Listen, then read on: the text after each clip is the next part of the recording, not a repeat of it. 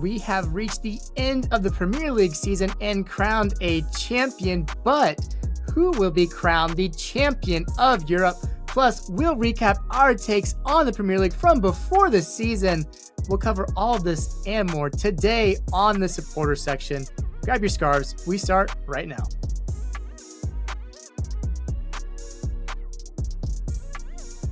Well, welcome into the supporter section. I am Cole Carter, and this is episode 72 of the Supporter Section podcast. Go ahead and leave a like and subscribe as, well, wait, we actually have reached our 100 subscriber goal for this summer, so thank you all so much for making that happen. Now we are well on our way to 1,000 subscribers, so go ahead and help us out if you have not already. Subscribe down below. I have my good friends here with me today, Brandon Pasnick and Stephen Curl. Fellas, it is good to have you back. We have completed the Premier League season. We've seen two of the big European Cups declared the champions. We are waiting on one more. We'll get to that in a second. But hasn't this been just one of the more remarkable seasons of soccer and football that we have seen, my guys? Yeah. You know, the fact that we had a World Cup and I completely forgot about it should say a lot of how good this Premier League season has been, and the Champions League too. We predicted at the beginning of the season that this could shape up to be the best Premier League season, at least that we've watched, maybe ever. And I think it comes close to that. So, phenomenal season. Yeah, it's been chock full of everything. Steven, pretty incredible year, you have to say? Oh, yeah. It had storylines left and right. You had Ronaldo drama. Remember that at the beginning of the year? It's what anyone could ever talk about. And then now we have, Messi leaving. I mean, you have GOATs retiring and Zlatan. You have Arsenal bottling the league. You have teams that should have been relegated staying up. You have teams losing coaches, finishing in the top 6 in Brighton that arguably were the most entertaining side to watch the entire year. Just everywhere up and down on the table, you could just find different storylines to follow. It was really just choose your pick. Yeah, it was amazing. And we said it was going to be the best season ever, so... I think there is a pretty good chance we could say that, especially come this final game that we have for the season, the Champions League final between Real Madrid and Inter Milan. Can't wait to talk about it in a second. But we had the CONCACAF Champions League final, Brandon, and not too entertaining for this one. No, it really wasn't. LAFC gave it their all, but honestly, Lyon was far better throughout both legs than LAFC were. LAFC did not score in their home leg, which is sort of crazy if you think about it. Lyon eventually winning 3-1 on aggregate to win the CONCACAF Champions League and take the trophy back to Mexico. Lyon was a good team, but LAFC, man, you couldn't follow up Seattle, really? Come on. You're a great team. You should have beaten Lyon, but you didn't. Lyon deserved it, and that's really it. Yeah, it was such a disappointing final. They had to change the whole CONCACAF Champions League into the CONCACAF Champions Cup. Moving on from next season, I kid a little bit. In the Europa League final, we had two immovable objects meet. We had Jose Mourinho, the man who has never lost a cup final before, and Sevilla, who had won 6 Europa League finals. Finally, they got to meet, and this one had to go the full 120 minutes all the way to penalties, and Roma falling short to Sevilla 4-1 on those said penalties. And that meant a record 7th Europa League final win for Sevilla, making their way into the Champions League after having a poor season in La Liga. Pretty incredible. The scenes were amazing. Obviously, Jose not taking second well, giving away his silver medal to a young fan in the stadium. But we'll see what happens in the future with Roma, if he'll stick around or if he'll take a new job somewhere else, Jose Mourinho. And then the Europa Conference League final, Steve. This one, entertaining, but falling short for Fiorentina. Yeah, Fiorentina just couldn't get it done. West Ham, congrats, my boys. The Hammers getting it done. Who would have thought? What a wild season that they've had.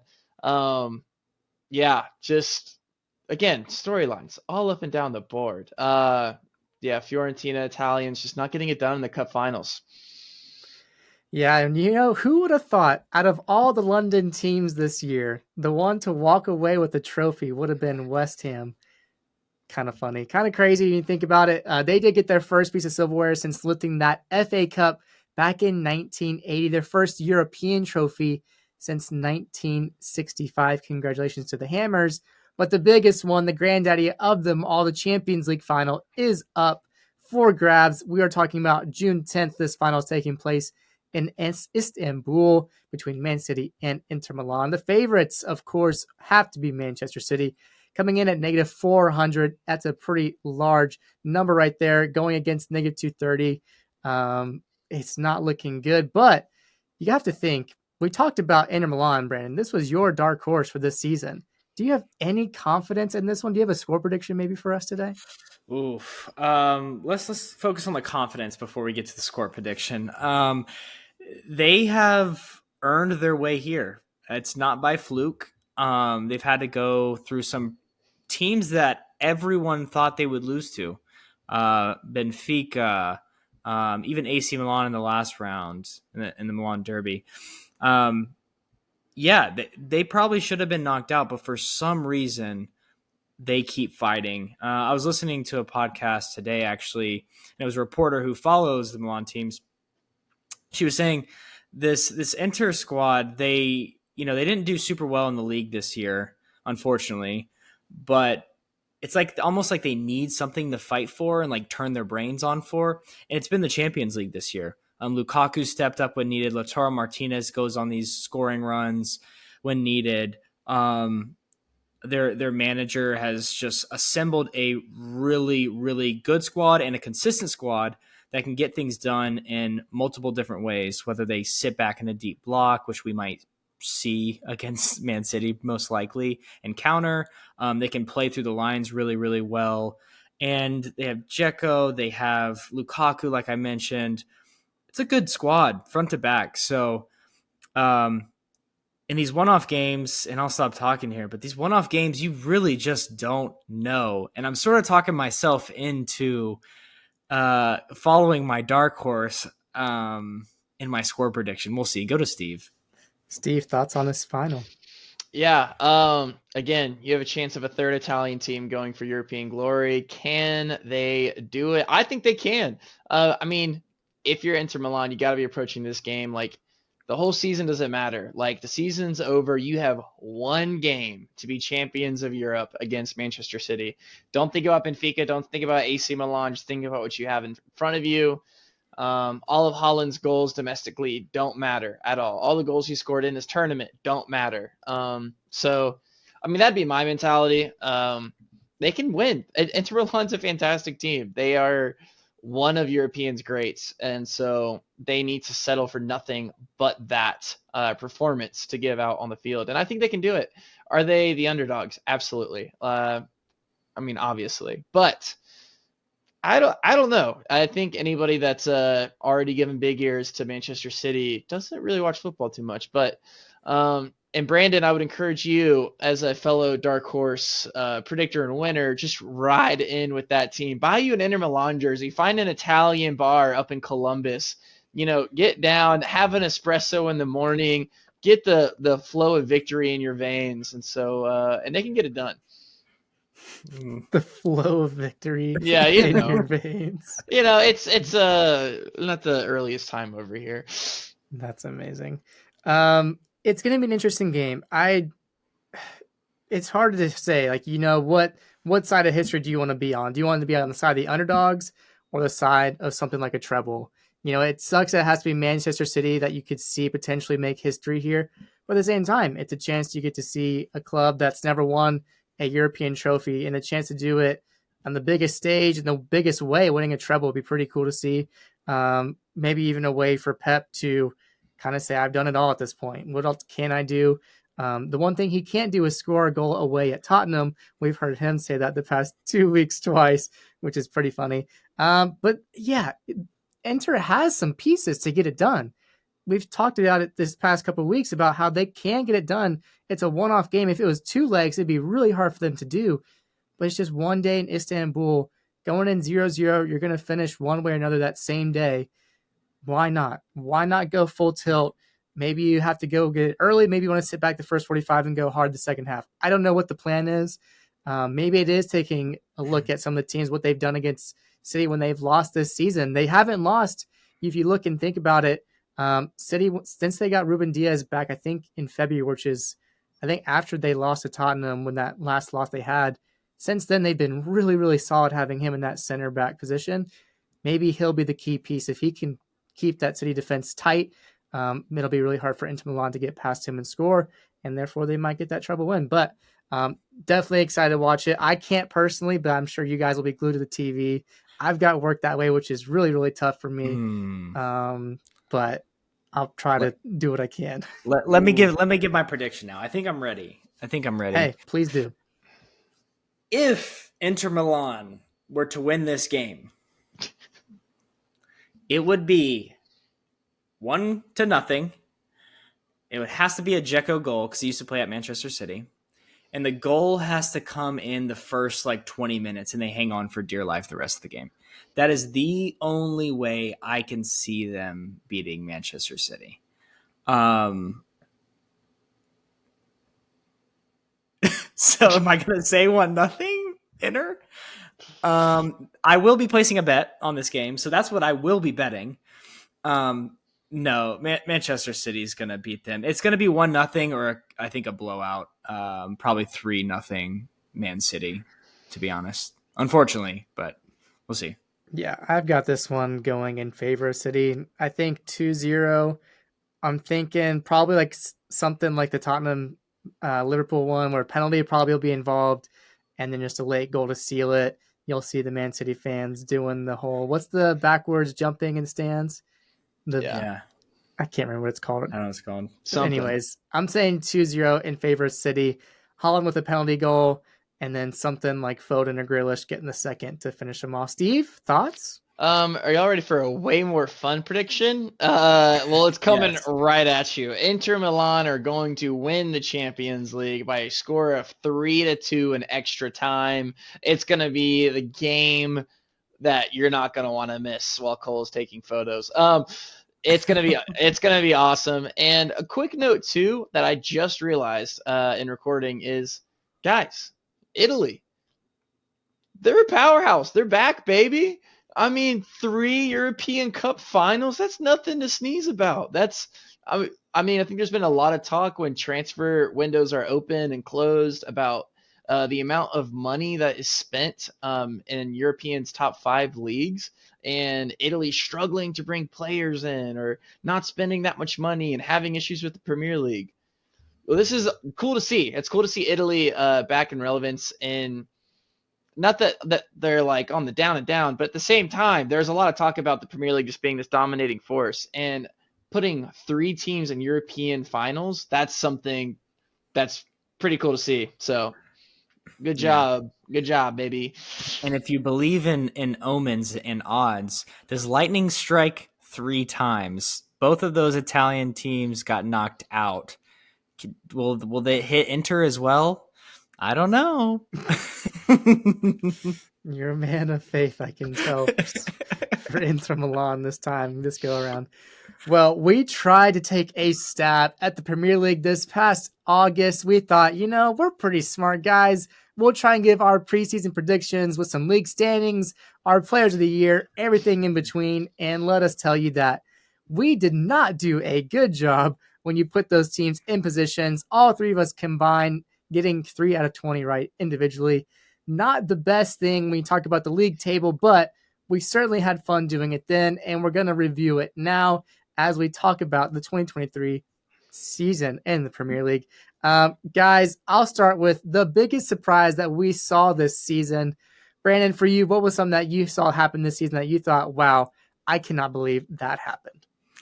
I think it was all 3 promoted teams staying up this year. I think the last time was in the 17-18 season when the teams did that. And I had to give a shout out to Bournemouth here, really. Well, actually, Fulham, for some reason, a lot of people had them at the bottom, which they bulldozed the championship last year.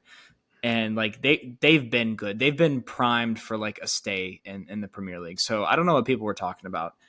They stayed up clear. Nottingham Forest signing literally 30 players this season. Somehow Steve Cooper keeping them all together, making them play pretty decent football come the end of the season. Wanyi getting like 6 goals in the last 4 games or whatever it was. Good for them. And maybe that's something to build on. We'll have to see next year, but they have a decent squad if they can iron it out, thin it out maybe a little bit. But congrats to them. Absolutely insane that they did that. And Bournemouth, I think we all three had them at the bottom. And it was not looking good, losing 9-0 to Liverpool in the early season. What was their manager? Scott Parker. Scott Parker, that's his name. Thank you. Getting fired. Yeah, like a $5,000 cardigan or something. Getting fired, going to Belgium, and then getting fired there, wherever he went. Bruges? Bruges, yeah, Club Bruges, that's right. And he was managing in the Champions League. Champions League, yeah. Okay, we'll focus on Bournemouth. Failing upwards. Right. We didn't really give Bournemouth a chance is what I'm trying to say. And again, it wasn't looking great. Then Gary O'Neill took charge after that Luton manager, right? Is that what happened? Or was he? No, that's not what happened. Anyway, Gary O'Neill took charge and steered the ship to safety. Congrats to Bournemouth. Really, that's probably the most surprising one, that the fact that they turned it around at a really good time and were clear with like 4 weeks to go, basically. That's what I would say as the biggest surprise. Come on, you cherries. Here we go. Steve, what about you? Biggest surprise? Yeah, I mean, there's so many. I think at least for me, the obvious answer is kind of Chelsea maybe being as bad as they were, finishing below Crystal Palace, Fulham, and Brentford. If I would have told you at the beginning of the season, I believe all 3 of us had them. Yes, all 3 of us had Chelsea in our top 4, making Champions League. And by the end of the season, their fans were cheering, ironically screaming, "We're staying up." So some of them started sweating at some point. Yeah, some sweating. So I think other than that, for me, that was kind of like my obvious pick, but a more fun one. Newcastle. Now, you might be saying Saudi Arabia consortium takeover, oodles of money, da-da-da-da-da. Again, I mean, they spent some money. They have in Kieran Trippier and Nick Pope, and brought some other guys into the club and whatnot. But it's the players like Joe Linton, Jacob Murphy, Miguel Almiron, and managers like Eddie Howe coming into this Newcastle team. And really, his appointment, I remember having fans going like, ex-Bournemouth guy that got relegated with them, I don't know. And he really came in and just absolutely transformed this team. One of the best defenses in the Premier League, had just the team playing out of their mind. Newcastle finishes in the top 4, making Champions League, going to a cup final. Like, it's these kinds of things that just that's the manager, it's the players, and then you add the money aspect. But I think before things get too carried away and crazy with Newcastle's finances, I'm sure they're going to spend a lot of money this summer.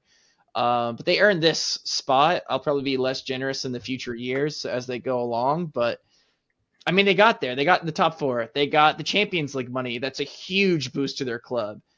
St. James was rocking this year. It's a culture that just was established from the very get-go. And they stayed up in the top 4 race for a while. We started going, oh, okay, like title contenders. And they pulled off a little bit there, but anyways, I'll stop talking as well. But Newcastle is going to be my answer for biggest surprise. Top 4, Toon Army. Okay. Yeah, well, you have to think there's 2 teams. I think you made some really good points about Newcastle. There was 2 teams that were ahead of schedule this year. You had Newcastle and Arsenal. We talked a good bit last year about Arsenal. We talked how their 5th place finish just outside the Champions League was a success for them. Like, again, they were ahead of schedule last year. And then to come into this season leading, I think, for 20-ish weeks or something like that in the Premier League, I want to say it was. To bottle it late, yes, sucks. But you'll have to look at this season as a major success from Mikel Arteta and that really young roster. Sort of the same thing with Newcastle. They didn't necessarily come in with some big signings. They had Jesus, much like Newcastle had Isaac. You got the new striker But even then, Jesus actually missed a good chunk of the season, and they did a lot of the heavy lifting without him. So you have to think, had they had him the full season, maybe what could things have looked like? But regardless, I have to say the biggest surprise for me is Arsenal. Even on the negative side, I would just say Liverpool. I think all three of us had them finishing second this year. Pretty, I mean, going down to fifth, that's a pretty big drop off, I would say, considering the quality of this roster that they've been playing at such a high level the past 4 years, I think it is. I think they'd be a big surprise for me. What does the future of Liverpool look like? Well, I think they're going to look to players like Darwin Núñez to strike back and actually improve after their first season in the Premier League. Mo Salah started off slow but came back strong. Maybe they'll be back in contention next year with some signings like McAllister coming from Brighton on a pretty good deal, you have to say. But that kind of segues into my next question I have for you guys. I want to talk about is who will be looking to contend next season. I sort of just said a little bit of mine, but I want to hear from you, Steven. If you had to think about teams this year going into next season, who is going to be contending with Man City and trying to get them off the top of the table? Gosh, yeah, I'm gonna go with Manchester United. I really do. I think they kind of flew under the radar this year in a sneaky third place finish when I think Rashford was in form for like 2 months. And this team is a team that had Wout Weghorst starting up top and had Cristiano Ronaldo refusing to get subbed on the beginning of the year. And they ended the year with the manager that had supported the fans, supported the players with a clear identity of football, getting the best out of players like Luke Shaw. And yeah, I just think there's a few problem areas on this team that you can address. And if you start to get anything out of Sancho, figure out the De Gea situation, get Maguire out, and they're gonna spend money this summer. Like Anthony looked great his first year in the Premier League. In my opinion, I think there's moments where he really just dominated and took a hold of games. And I don't even think that's supposed to be his MO. So I think if you get some supporting cast and actually get a striker into Manchester United, um, Harry Kane rumored to be out of a deal to Real Madrid. I mean, it's starting to point to one direction, in my opinion. I'm not going to get into transfer rumors right now, but if they were to bring in a top class striker like a Harry Kane, get rid of Maguire, spend another 100 million somewhere else in the team like they have, I don't know. I want it to be Manchester United too. I'm always going to give the fun takes, and so I want to see two Manchester teams battle for the title. But I also think Liverpool will rebound heavily next year. Absolutely, I think they are a top three team, like 100%. I'd put all of my money on it. With Gakpo, Diaz, Salah, and Darwin Núñez up top. I mean, goodness gracious. But anyways, yeah, those are my two guys. United, Liverpool might be boring answers, but I think United's a sneaky, sneaky contender next year. Absolutely, Brandon. You know what? That's my answer as well. Manchester United is funny because there's this club that is always like 3 signings away from competing for a title. It seems like, and then they get to the summer transfer window and then they make these awful decisions. Now, last year, I think they got one of the decisions right, and that's Casemiro, which I'm going to talk about later. But yes, Casemiro was arguably the best signing of the season. He held down their midfield when Fred and McFred, as you will, were just running around like chickens with their heads cut off. Not a Premier League midfield necessarily. Sorry, a starting, top 4 title competing midfield. But Casemiro held it down, made them look really good. Yeah, I think they sign a striker. They sign an upgrade on Victor Lindelof, and you have Rafael Varane in there or Lisandro Martinez in there. Their back line is pretty solid. I think the De Gea situation is interesting, and their club's in a really interesting place. They're trying to be sold, it seems like, yeah. but they're not selling, so that could be a whole mix-up, right? That could throw off everything, especially spending in the summer. So who knows at this point, but I think Ten Hag has the reins in check. I completely agree with you with Liverpool as well. I think they could win the title next year. They're that good. They just brought in McAllister. Their midfield was pretty weak this year, as everybody is aware. Um, a World Cup winner adding to your squad definitely does not hurt. They need probably two more signings to really compete with Manchester City for the full extent of the year. But I think they can do it. And then with Arsenal, an obvious answer as well. I don't know how many signings you think they would need to make, but I think they're on the outskirts. Like I think Manchester United and Liverpool have a better chance of competing with Manchester City next year. I don't know, Cole. What do you think? Well, it is tough, and this is the second time I'll have to talk about Arsenal, but I think I'm sorry.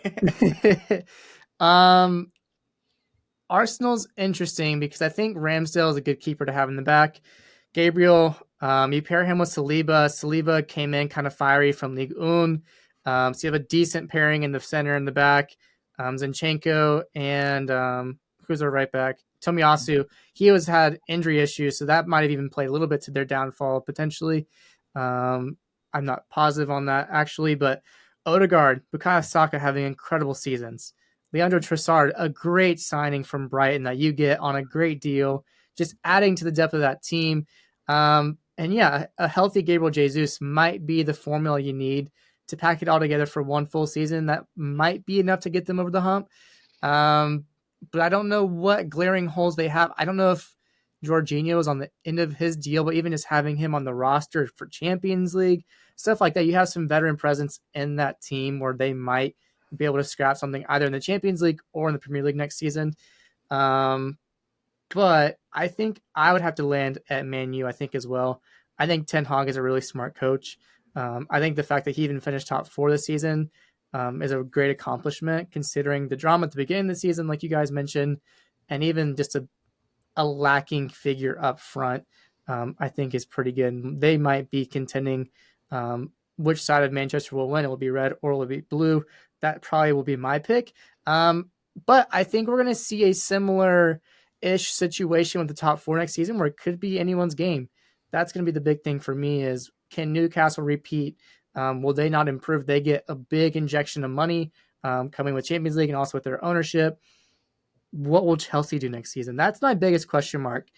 If Mauricio Pochettino has any influence over the transfer window or just general coaching at Chelsea with a full preseason, can he right the ship at all? Can he convince players like Kai Havertz to not want to leave, go jump ship to Real Madrid or somewhere like Paris? I don't know. I don't think they'll be able to compete for a title, but maybe they can get back in the mix for Champions League. We'll have to see. But as far as title tangents go, I'm going to go with Manchester United. But on the opposite end of the spectrum, we had some relegated sides that had unfavorable seasons, to say the least. Southampton, Leeds, and Leicester City. 3 teams that I don't think, I guess you guys both had Leeds, but certainly not Leicester and Southampton, guys. Next year, it's going to be an interesting season in the championship. Leicester lost a lot of players just on expiring contracts. They'll probably look to offload someone like James Madison. It's going to be an interesting season in the championship for them. Leeds United, the same kind of deal. What will the Americans do? What's going to happen with them in Southampton? It's just a rough situation there as well. So my question coming up for these teams is who of them, if any, will have the chance to even come back up to the Premier League after a season in the championship, guys? Ooh. I think none of them will come back up directly. Honestly, I think depends who Leeds hold on to and who their manager is. I think they might be the best set up to come right back up out of Southampton and Leicester, because Leicester's losing everybody. Southampton is full of really young players that still need to be developed. You could see them staying down for 2 years or so, and then building up that squad, getting that average age a little higher, and maybe winning the championship or at least getting through the playoff, however it works. But Leeds, we've talked about this so many times, I feel like I've exhausted it. Their team was full of championship players It really was. And so that's why it wasn't that difficult to predict them to go down. They made those signings in January and then immediately fired the coach they made the signings for. And look what happened.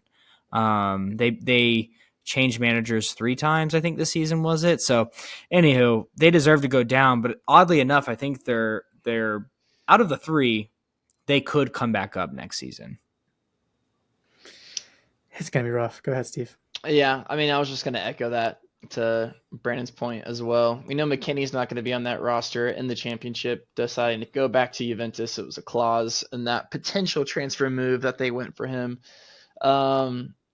But yeah, I think Leicester, it's just sad. You just see this team just getting dismembered, like a horror scene in a movie or something. It's just sad to see the title winners go down to the championship and probably stay there. If I had to bet, I would say all 3 stay down, like Brandon said. But yeah, I'll echo the point that I think Leeds would be the team to come back up. Yeah, there's no telling. I certainly don't have any idea. If I had to pick one I want to come back up, I want the Sweetheart and Leicester just because they've done it before in the Premier League. But probably I'm going to guess Southampton. I think Southampton will probably come back up. Just have to think about what maybe West Brom they'd be competing with. Green and yellow team. Who am I not thinking of right now? Norwich. I mean, those are the perennial come up, come down yo-yo teams. So you got to think they'll be making big moves. I think Southampton will be the first ones to come back. They've got the Premier League pedigree the past decade or so. I wouldn't put it past them to come back up with the next season. But we do have the new teams coming up. We had the record breakers in Burnley, Sheffield United, and the real Cinderella, Luton Town, the tiny, tiny stadium. They're going to have to make some renovations just to even be able to play the Premier League. How will they fare this season, guys? Are we thinking they'll even be able to make it a season? Will we have all 3 survive again this year? I'll start on this one and say I think that Vincent Kompany has the real deal with Burnley. I don't think they're going to be doing anything like what Brentford's done, climbing into the top 10, but I could see them nestling into a 12th or 13th place in this upcoming season, playing an attractive style of football, him having just the knowledge of Pep growing up in that system. I feel pretty good about them. Sheffield United, probably going to be one of those yo-yo teams again. Come up, relegated. And Luton Town, I know nothing about, if I'm being honest. Probably none of us could have predicted them even coming in the Premier League. I'm sure it won't fare well for them. They'll probably be finding themselves at the bottom, but there'll be nothing to be upset with that. I mean, just the fact they've even made the miracle run into the Premier League is something that they'll be ecstatic about, making the big payday, getting to be a part of that championship playoff run. But Steve, for you, the fate of these promoted sides, what's it look like for you? I think Burnley will stay up. I don't think they'll finish 12th or 13th. I still think they'll finish near the bottom, but this is a team that only lost 3 games in the championship this year out of 46 matches. So that's very impressive. I think they'll stay up. I do think Sheffield will go down, and Luton as well. I think a quick point on Luton. It's one of those teams like you see a team get promoted and you kind of know they're going to get relegated, but you live for the moments when you see a guy that's on 2,000 pounds a week score a goal against Ederson, and just pandemonium break out, maybe in a 4-1 loss, but and maybe I'm too disrespectful right now. I don't know. Who knows what they're going to be like next season, but I cannot wait to see Premier League matches on TV in that stadium. It's going to be amazing. The VAR is going to be in someone's living room. Literally, I'm so stoked for the community. Like, I cannot imagine what it is like for the people of Luton Town to be able to see their team in the Premier League after playing in, I think, the Conference League around 6 years ago. But anyways, it's going to be awesome. Yeah. I think it was about 6 years ago. They've made their way all the way through the ranks. But as I mentioned in previous podcasts, they will be finding their way back down to the championship. They will finish 20th and could set the worst record for amount of points. They will get demolished by Everton next year. Let's just say that. They are not very good, unless they come up with a bunch of money, which probably wouldn't be the best choice for them to spend a bunch of money when they just came up. So I don't know. Sheffield United, I don't know much about them, but they started slipping towards the end of the season. They were still able to make that automatic promotion. They beat Tottenham in the FA Cup, so Well, a lot of teams beat Tottenham this year, eh?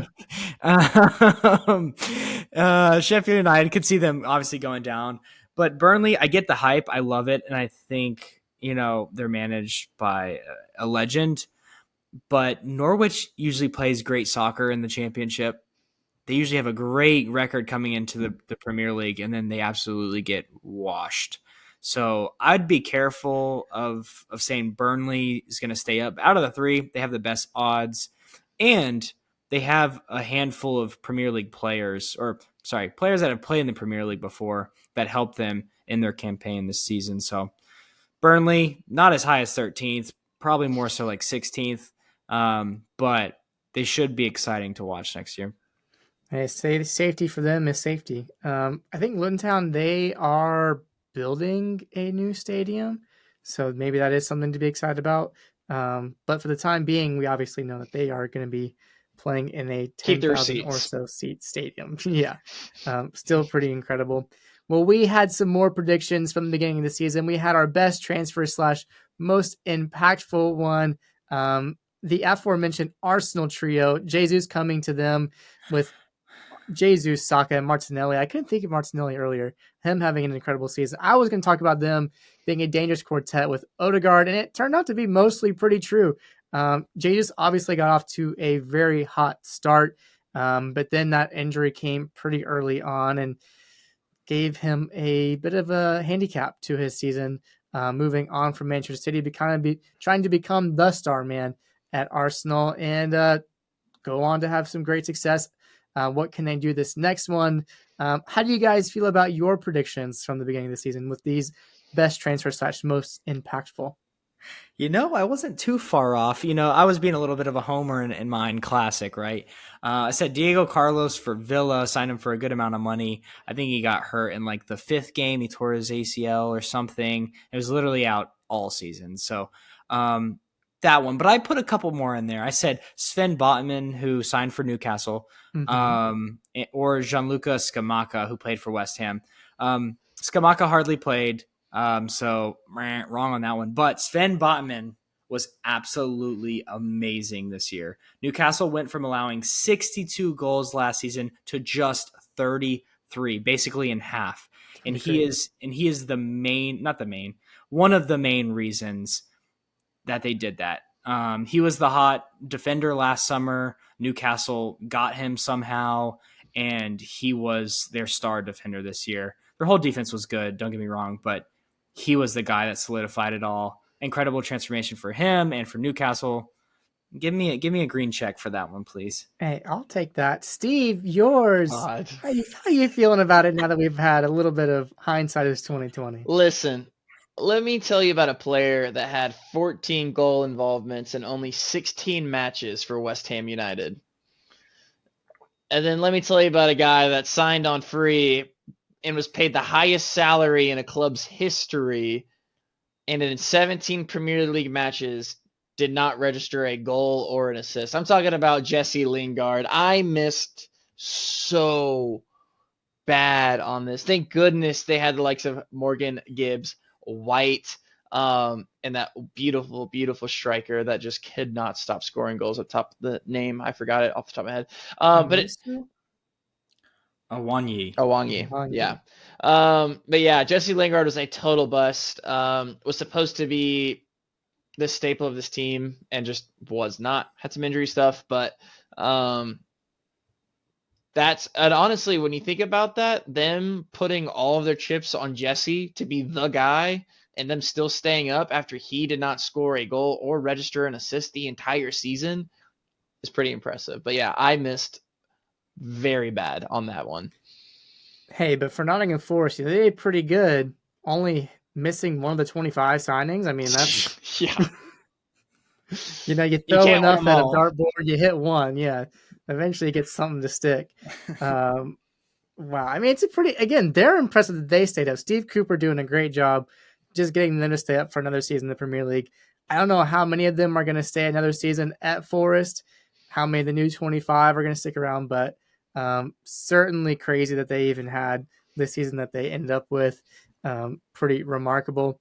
We had some predictions for the Golden Boot. I was the lone one saying that Harry Kane could do it. You both had Erling Haaland, the newcomer, scoring and winning the Golden Boot. Him setting a Premier League record with 36 goals. Pretty remarkable when you think about that. Harry Kane, though, the second time that he has scored 30 goals in a season, both times missing out on the Golden Boot. You have to say you got to feel bad for the guy, especially on a Tottenham side where he's doing all the heavy lifting and getting Steven nothing for it. The most assists, the playmaker of the year. Brandon and I both going for Kevin De Bruyne. Steve, the odd one out here with Trent Alexander-Arnold. Can't blame me there, but a staggering 16 assists for Kevin De Bruyne. And guys, this might be the surprise of the season. One that kind of came to a shock to me when it kind of came out to the end of it. The Golden Glove Award, David De Gea. He had 17 clean sheets this season. That's three more than the next three players that had Allison, Nick Pope, and Ramsdale. Man United, 17 clean sheets, David De Gea.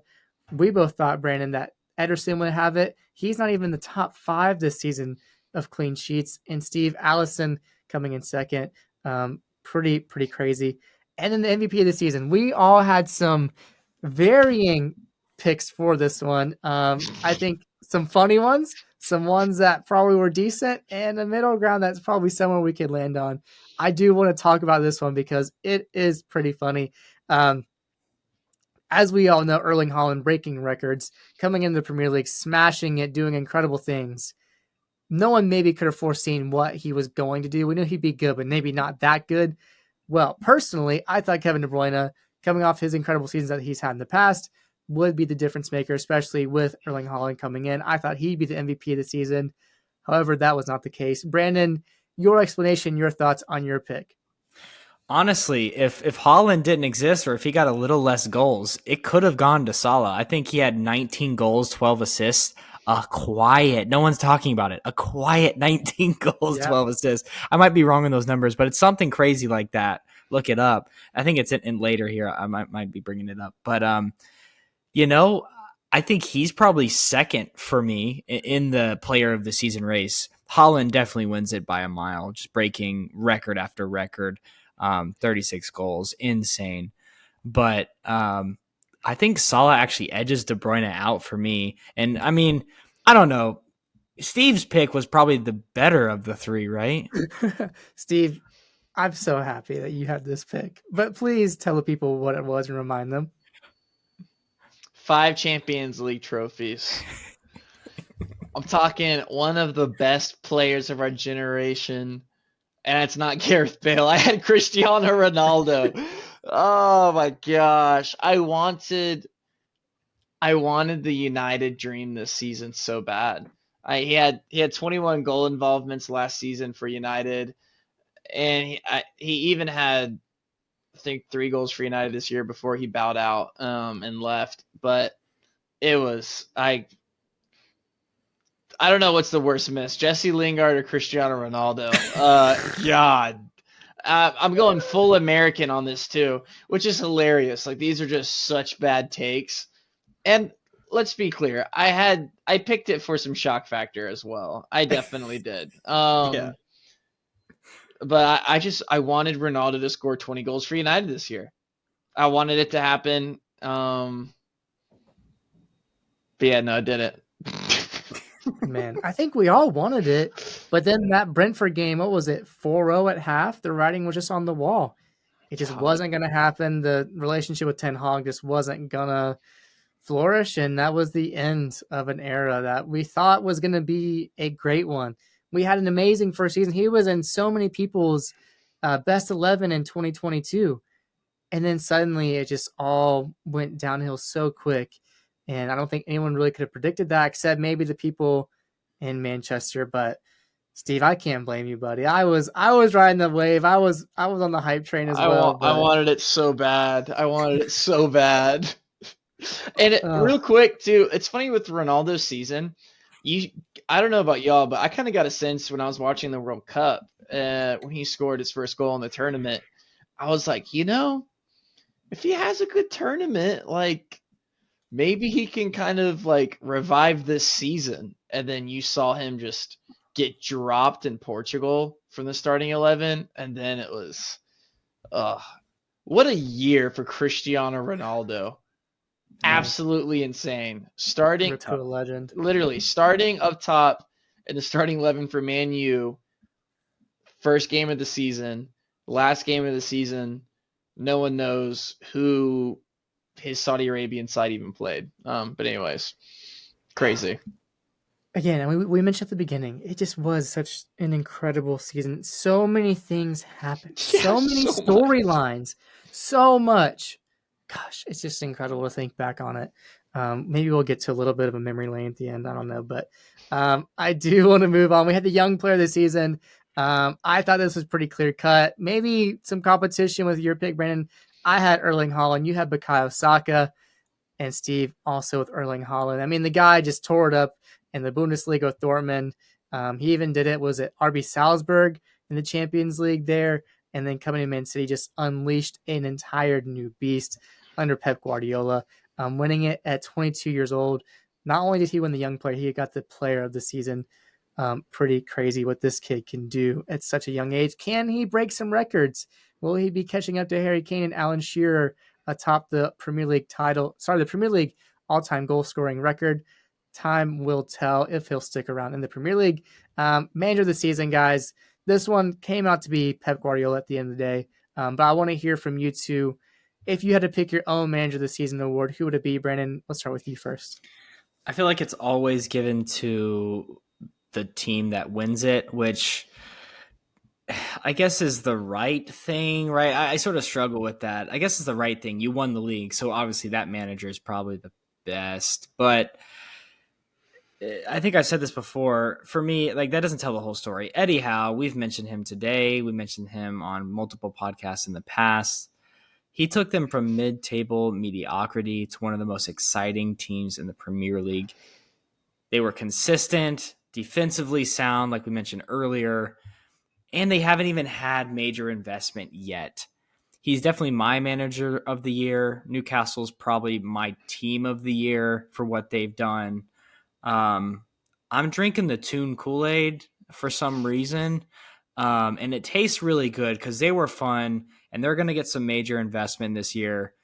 And honestly, I hope they keep mixing it up there. I know we didn't mention them for title challengers next year, but I hope they do. Honestly, I hope they get in the mix. So Eddie Howe would be my manager of the year. Steve. Yeah. I mean that's a great shout, and honestly, probably I agree. Um, but I'll give some love to your Birmingham team and Aston Villa. Unai Emery, uh, really just transformed this team, and they're a team that has finished in a European place. Um, even though who's the y'all's midfielder? The young English guy, Jacob Ramsey. Jacob Ramsey. Even though Jacob Ramsey said it's just Conference League, and in a I think it was viral, tongue in cheek. I think he was joking. yeah. But Um, but no, I think that's a team that's looking to build next year, and it's very it. I think it's easy to see teams that finish higher than their weight class, but I think Villa was punching right even with teams like Tottenham, Liverpool, and towards the end there, they were just you had your money on Villa. I know Brandon made a lot of money on Villa towards the end there, but big part in that is to Unai Emery. He's a fantastic coach. He's a winner. He's accomplished a lot in his coaching career. I like to see him back in the Premier League, and doing things for Aston Villa, who under Gerrard were in trouble. And it's great to see. So I'll go Unai Emery. I think Brandon, you can correct me on this, but since his appointment, he had like top three most points won in the yeah, Premier League. I think we were third most points. Yeah. Yeah, behind I want to say City and Arsenal. Like Yeah. that's absolutely insane. I mean, that is a manager bounce, like just by facts and numbers. So, um, yeah, good job. Little honorable mention there. My honorable mention, I think, goes to Roberto De Zerbi at Brighton. The fact that they started the season with Graham Potter, and then I think 6 games in, he goes to Chelsea. Doesn't even finish the season with Chelsea. But De Zerbi getting Brighton into European play for the first time in the club's history. It wasn't a perfect season by any means. But the fact that he got them there, taking over a squad that had some turnover with players leaving, and then threats of them leaving at different deadlines, I think is such an impressive feat for them. But it's hard to ignore what Eddie Howe did at Newcastle for me. Pep Guardiola, what he can do with the Man City team. It is what it is. But Newcastle coming in, shaking things up in the top four for the first time in 20 something years for them. I have to give it to Eddie Howe. He has been working his butt off, working with Bournemouth, getting them to the Premier League. I think he has done the best as a manager this season, and has certainly deserved manager of the season in my eyes, for sure. Now to the fun part, the goal of this season. There were some stellar ones, many volleys, lots of bangers from 25, 30 yards out.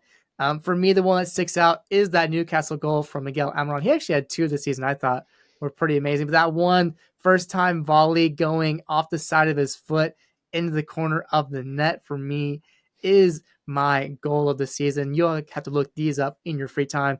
NBC Sports has them set up. Brandon, your goal this season is from who?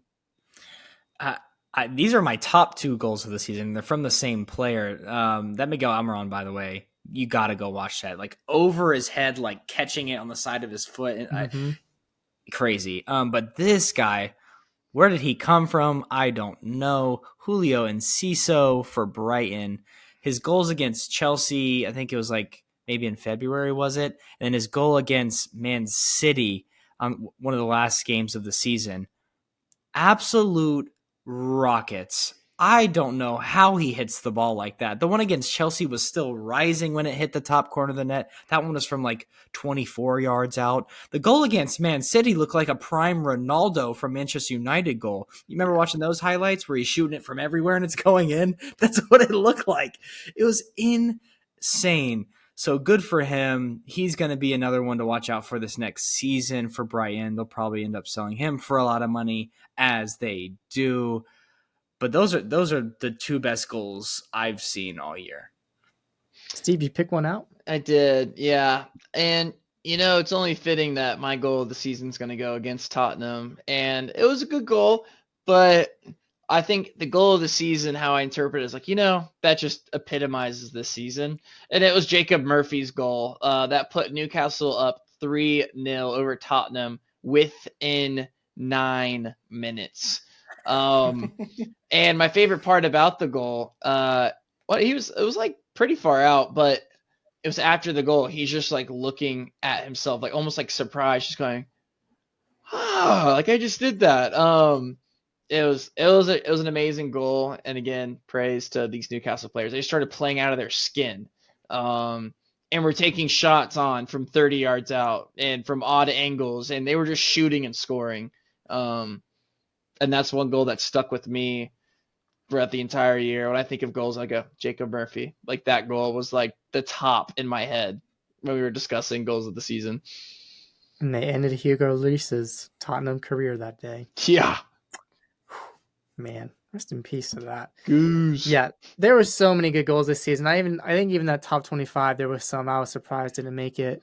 But yeah, just stellar and CISO for sure. Some bangers in there. But some favorite moments early on. We kind of hinted at it before with our conversation off camera, but for me, it is that Chelsea Tottenham moment. We all know what it is, the handshake moment. You had the late draw, Harry Kane getting the header in the 90-plus minute against Chelsea at Stamford Bridge, them going to the away end, celebrating everything that could have happened in the moment. And then the moment, Thomas Tuchel and Antonio Conte, the infamous handshake, Tuchel bringing Antonio in close, Conte not making eye contact, and suddenly things turned into a entire mess. Oh man, this just feels like a lifetime ago. It doesn't I even was feel about like to this say, season. Like, but that was not the season. Like that gosh. feels like decades ago. It's insane. And it's just two entirely different teams. At that point, you thought, man, these two teams are going to be competing for top four. They're going to be doing this the whole season. What's going to happen? And the next time they play each other at Tottenham, and by the time that happened, these teams weren't even mirror images of themselves. It's just, uh, so fun to look back on, though. Man, I missed those days. August was just a totally different time. But Steve, if you had to go look back on the Premier League season as a favorite memory, where would you land for one? Yeah, honestly, gosh, the whole Antonio Conte saga with Tottenham was just it wasn't a specific moment, but it was the press conference. It was just the dramatics of it all. It was just absolutely hilarious. Um, I love that, but I won't give that. So you just said Conte, but I'll do a funny one with my MVP, Cristiano Ronaldo, refusing to get subbed onto the field against Tottenham. His stature would not be insulted by such a request by his manager. He sat down and had interviews with Piers Morgan. Like that happened this year. That's random. Just yeah, that whole moment. Well, that'll be my moment of the year is Ronaldo refusing to get subbed on and sitting down on a one-on-one Pierce Morgan interview. Cristiano Ronaldo tells all was just so weird. It ended his career at Manchester United. So, he was getting paid a lot of money, and he could have not done that interview and stayed on the team and just who knows what could have happened. But yeah, that's my moment. Mm.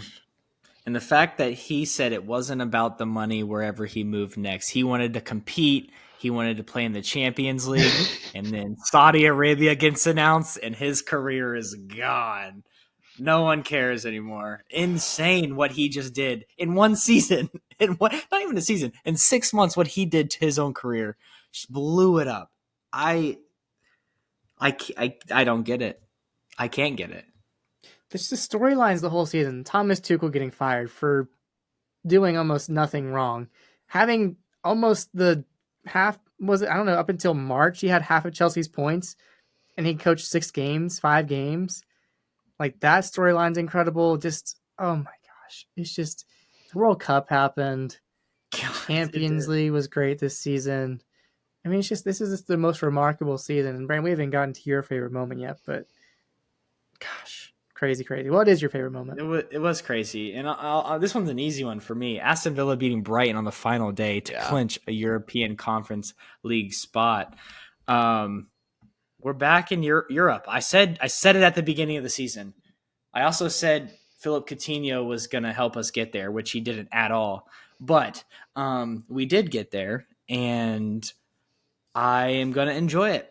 I'm going to enjoy it this next year, and honestly, it's where we should be, I think. I think people at the beginning of the season predicted Aston Villa to be up and around that area.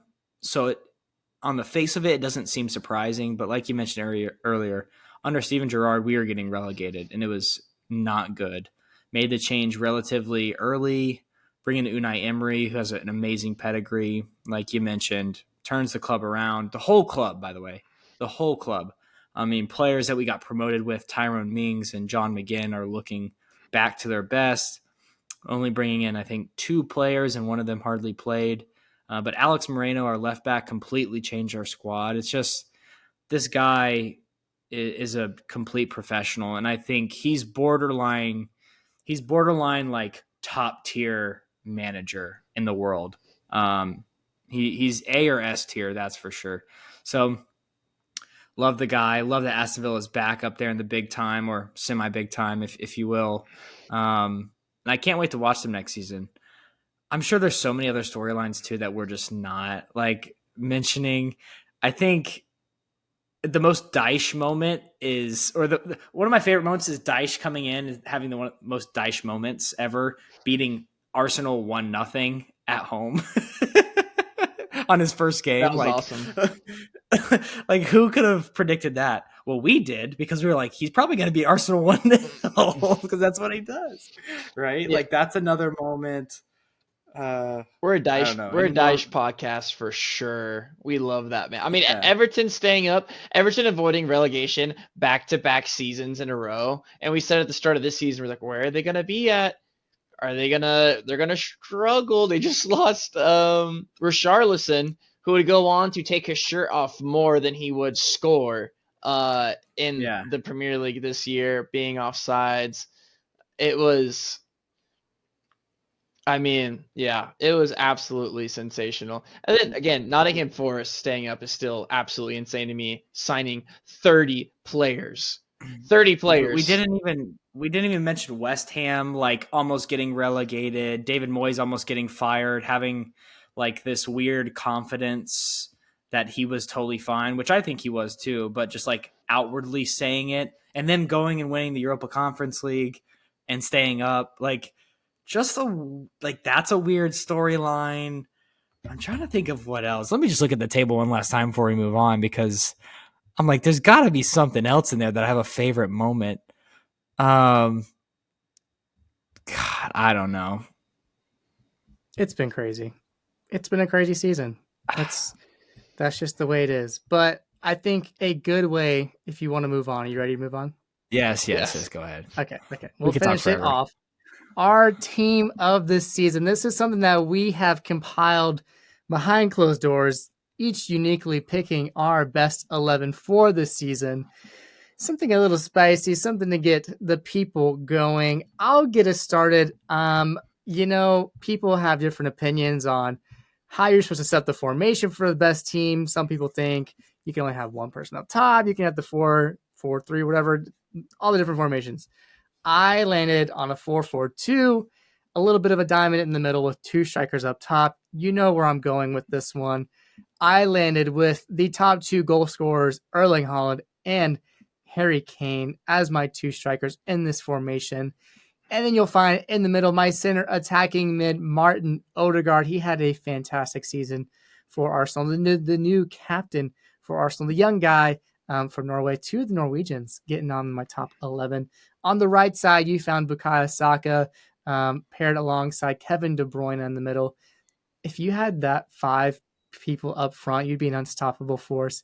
Declan Rice, maybe someone that I don't know if everyone else would have picked, but he played that center defensive mid role. I was really, really torn on this one. Rodri is just such a force in that Manchester City cog. I wanted to pick him. He's so good at passing and distributing the ball, yet also getting it done defensively. But Declan Rice, I think I was looking up some stats earlier. He did produce, I think, some forward passing, but his interception rate, tackle rate, a lot of his numbers were top like 3 or 4 in a lot of different categories. So I gave him the edge there. And then at right back for me, it was a pretty clear choice. I think Kieran Trippier really energizing this Newcastle team up into the Champions League. A guy that had been written off at Tottenham, a guy that really, once he went to Atletico Madrid, people said he was done. Never really fit in well there as an Englishman. Becoming the first Englishman to even play at Atletico, I think, in like 100 years, something crazy like that. And then coming back to the Premier League at 32, I want to say, and absolutely thriving, playing his best season in the Premier League, debatably. Definitely deserved to be in my top 11. And then Brandon, Sven Boltman, making it into my center back pick. I struggle with this one because Ruben Diaz, as I mentioned earlier, only played, I think, 22 Premier League games. And so he was really, really efficient. Absolute game changer. But I think Boltman had to pick someone from that Newcastle defense, obviously Trippier. So the two of them sneaking in for me. I paired him alongside Gabriel from Arsenal and then another Arsenal player, Alexander Zinchenko. A lot of people I saw had picked Luke Shaw. Zinchenko, before his injury late in the season, had been pretty efficient playing defense for Arsenal. And then my pick for goalkeeper, I landed on David Raya, having the most saves, stop shots in the Premier League, not necessarily saving them all, but Brentford, sometimes had a leaky defense. He did his job, becoming one of the more efficient, better stop keepers in the Premier League. That is my best 11 in the Premier League. we'll compare in a second, Brandon, with yours. But go ahead and get kicked off on yours. Man, I thought we were gonna sit here and debate and scream and yell at each Oh, other. I don't know. I'm just kidding. Maybe we got to say them first. I'll say mine first. I'll go through it quickly, and then we can make arguments from back to front. I'm going with Allison. 14 clean sheets. He had an insane save rate. I forget what they were saying it was. Like goals that should have gone in that he saved. I think it was like XG versus XS. Not to get into stats, but anywho, he was the best in the league. And then the amount of one-on-one saves I saw him make this year was absolutely insane. So Allison there. Purvis Estupinian from Brighton was by far the best left back in the league this year, stats-wise. He was unreal. The fitness on that guy, absolutely insane. I take him every day of the week. Oh, I didn't even say this. 4-4-2 is my formation as well. Seems like the only one because of the two guys up top. But yeah, Sven Botten made my back line, obviously. And then I put John Stones there for the second back center back pairing. He did move into more of a midfield role at the end of the year. But I think his impact on Manchester City, the way he was so consistent. Remember, at the beginning of the year, he wasn't doing that midfield thing. He was playing and starting at center back. Pep, coming up with this new formation and style of play towards the end of the year. But John Stones goes in there for me. I do want to shout out Ethan Pinnock and Lewis Dunk from Brighton and Brentford. They're on my bench, if you will. They were so good this year as well defensively. So, but they just don't get in over these two because these two were so good. Right back, Kieran Trippier. If you have a different right back on your squad best 11, you're crazy. This was the dude this year. In the midfield, my defensive midfielder, Casemiro, per top 5 league, from the top 5 leagues in the world, midfielders, his tackle percentage for his tackles, he was in the 96th percentile, interceptions, 84th percentile, blocks, the 99th percentile, clearances, the 98th percentile, aerial duels, 96th percentile. So he's one of the best defensive midfielders in the world. Rolls Royce. And then Kevin De Bruyne, gotta put him in. But that means I'm skipping out on one other guy that I really, really feel bad about, and I think we need to debate on. Kevin De Bruyne had 7 goals, 16 assists.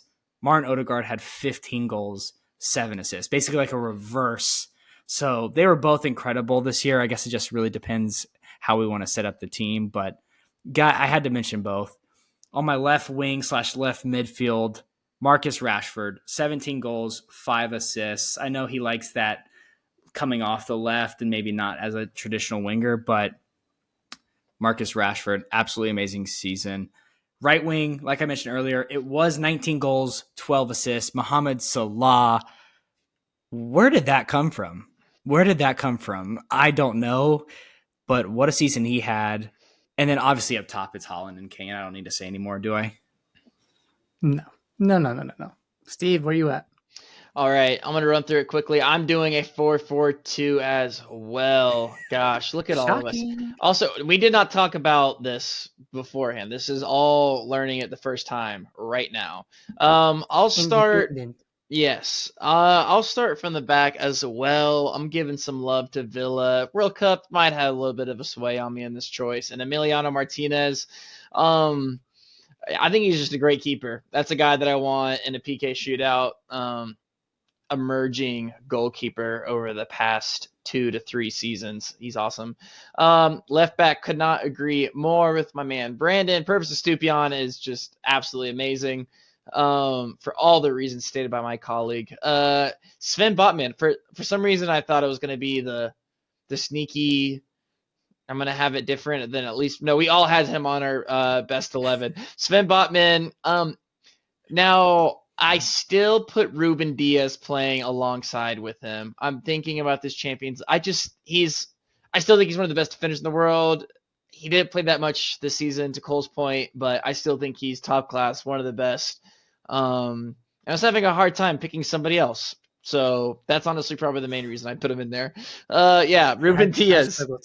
Yeah, Ruben Diaz, Sven Botman holding it down in the back alongside with ex-Tottenham boy on the right side, Kieran Trippier. Amazing player.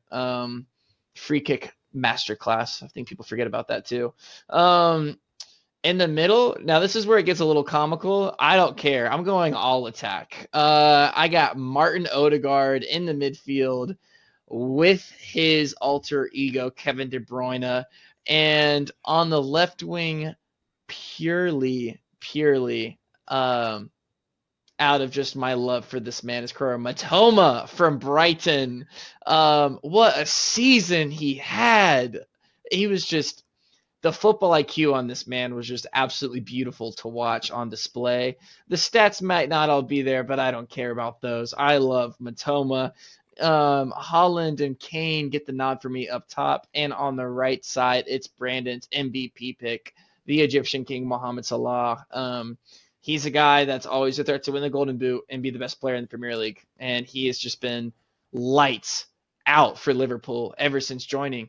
Even on his quote unquote off years. So we're like, oh, Liverpool finished in Europa League this year. What did Salah do? Oh, so like 17 goals, 9 assists? All right, cool. Yeah. Like he's so consistent for Liverpool, even when they aren't consistent. But yeah, that's my Premier League best 11, 4-4-2. You might ask, hey, Steven, your midfield can't stop anybody. And I would say to you, score more goals to win the game. Okay, so let's debate a little bit. Who we go with for goalkeeper? We have to pick our best 11. Let's do it. Let's struggle through this real quick. Well, it's interesting. None of us picked De Gea, right? Even though he was the clean sheet winner. The goalkeeper one is so weird because it's like, is the most efficient, like, just letting the least amount of goals in? Is it whatever? I feel like for me, I leaned on Raya because he stopped the most. He came under the most pressure, yet he still had a decent goal record. But hey, I can be swayed easily on this one. Yeah, same. And Steve's speaking my language over there with the World Cup winner, Aston Villa. I did think about it. I think Amy probably is a good pick. I'll be honest with that one. Let's go. We got a Villa player in there. I can't believe it. I'm okay with that. Obviously, unanimous, the three of us, Kieran Trippier and Botman. Yes. Pretty clear choices right there. I really, really struggled. I think that left back position, you both had the same answer. I couldn't think of a good one. Obviously, I think you guys came up with a good answer, but Zinchenko started off decently well. So many people had Luke Shaw. Yeah, I guess I didn't even think about his season that much. But even, he had been written off prior to the Euros. And I think the Euros is sort of his little moment that he kind of caught fire and rekindled himself. So I'm okay with y'all's answer. But for me, I struggle with that left back one. Center back, though, I came with Gabriel. I think he had a good season with Arsenal. I think Arsenal's back line was much improved. They'd been leaky even last year in 2021, 22. So definitely much improved, and he was definitely a big difference maker there. But Ruben Diaz, it's just really hard for me to land on that one. I don't know. Who'd you say, Brandon? I said John Stones. Also, I don't even think Gabriel's Arsenal's best defender. We forget about Saliba because he was injured for like the last 10 games, but Saliba was like their rock. Honestly, Saliba probably would have gone in there for me if he had played most of the season. And that's my thing. Yeah. Game time. Right. It's hard, and I get the argument against John Stones of him sort of transitioning into more of a midfield role. Yeah. Ruben Diaz, he didn't play enough, though. I want to point this out. Manchester United had one of the best defenses this season, and we didn't put any of their players in the back for our team. Could we do a shock drop here with I don't even know if one would stand out, but Rafael Varane or... Well, he had the injury, I think, as well before the World Cup. Yeah. I'm fine with Gabriel. I'm fine with Cole's pick. He had a great year. Yeah. All right, let's do it. Somewhere. I put Declan Rice in there. What can I say? Mm-hmm. Yeah, Steve didn't put anybody. I put Casemiro. I would go Casemiro if I had to choose those two, but I did see Declan Rice also was on a lot of people's Premier League's 11s as well. And I think they both had major impacts for their club. So either way, I'm totally fine. Casemiro, Rolls Royce, done it all before. And and I think he probably had more of an impact. Wasn't he a January signing?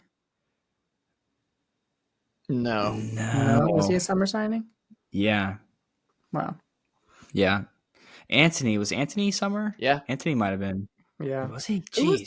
Who was the big winter signing this year? Woot Weghorst. Yeah. The way you said it.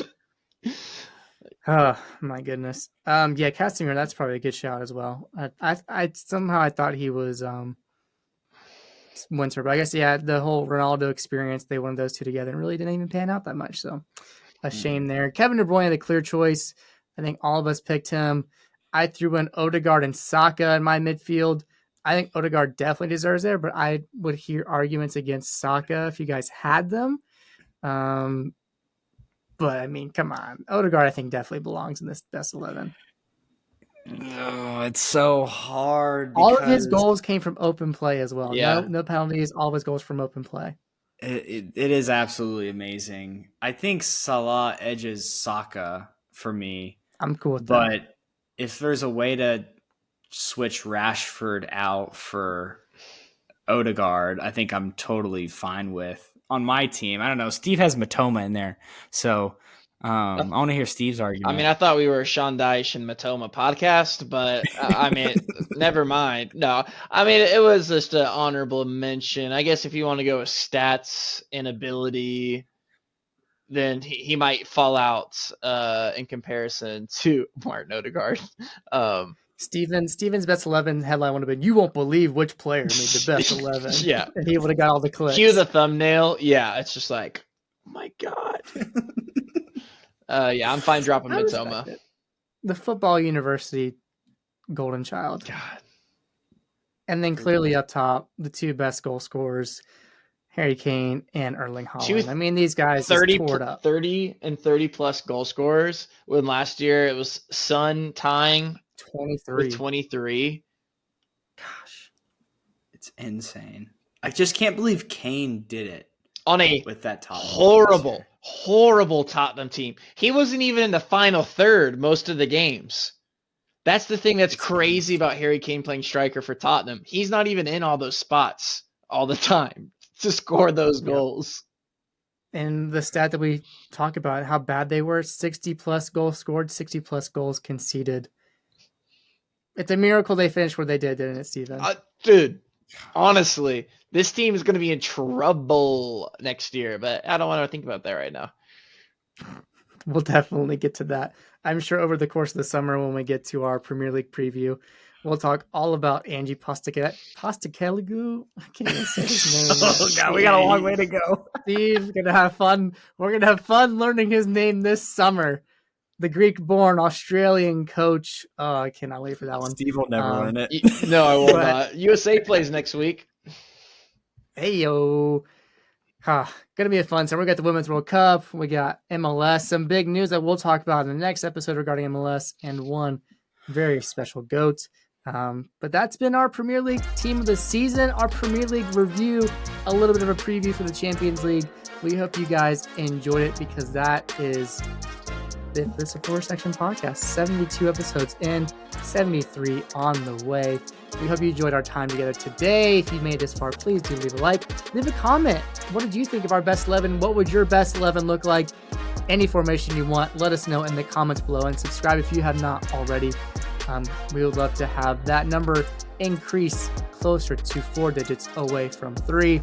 But I have been Cole Carter. They have been Brandon Pasnick and Stephen Curl. Enjoy the Champions League final between Manchester City and Inter Milan. Will the trouble happen or will the underdogs come out on top? We will see you on the next one to find out. Until then, peace out. See ya.